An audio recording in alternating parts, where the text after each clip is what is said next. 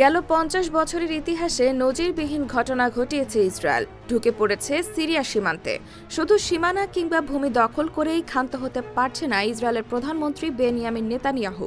চালিয়ে যাচ্ছেন একের পর এক বিমান হামলা। আসাদের পতনে যখন প্রতিবেশী দেশগুলো দেশে বাস্তুচ্যুতরা নিজ দেশকে নিরাপদ মনে করে ফেরা শুরু করেছিল, ঠিক তখনই চালানো হচ্ছে বিমান হামলা। ফলে দৃশ্যমান প্রতিপক্ষ ছাড়াই আবারও অশান্ত হয়ে উঠেছে সিরিয়া। এ নিয়ে তীব্র নিন্দা জানিয়েছে সৌদি আরব, কাতার ও ইরাক। আল জাজিরার প্রতিবেদনে এই তথ্য জানানো হয়েছে। কাতারের পররাষ্ট্রমন্ত্রী বলেছেন, দোহা মনে করে সিরিয়াতে ইসরায়েলের হামলা দেশটির সার্বভৌমত্বের ওপর আঘাত এবং আন্তর্জাতিক আইন লঙ্ঘনের শামিল।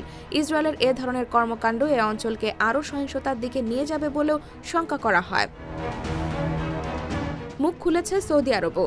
ইসরায়েলের আগ্রাসনের প্রতিবাদ জানিয়ে সৌদি বলছে, তেল আবিব ক্রমাগত আন্তর্জাতিক আইন লঙ্ঘন করে যাচ্ছে।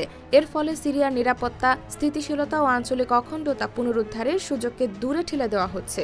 সেই সাথে জোর গলায় রিয়াদ জানায়, গোলান মালভূমি আরবের অধিকৃত অঞ্চল।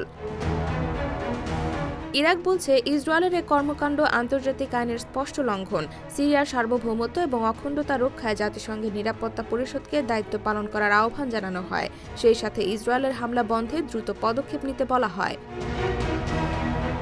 রোববার ইসরায়েলের বাহিনী সিরিয়ার দখলে থাকা গোলান মালভূমিতে প্রবেশ করে, এমনকি বাফার জোন দখল করে নেয়। সেই সাথে বিভিন্ন স্থাপনা লক্ষ্য করে চালানো হচ্ছে বিমান হামলা। ১৯৬৭ সালে গোলান মালভূমির অধিকাংশ ইসরায়েল দখল করে নেয় এবং ১৯৮১ সালে অবৈধভাবে ওই অঞ্চলটি তাদের ভূখণ্ডের সঙ্গে একত্রিত করে।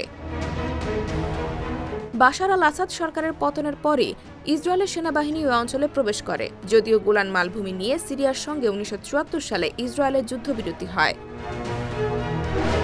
IBTV USA, new York.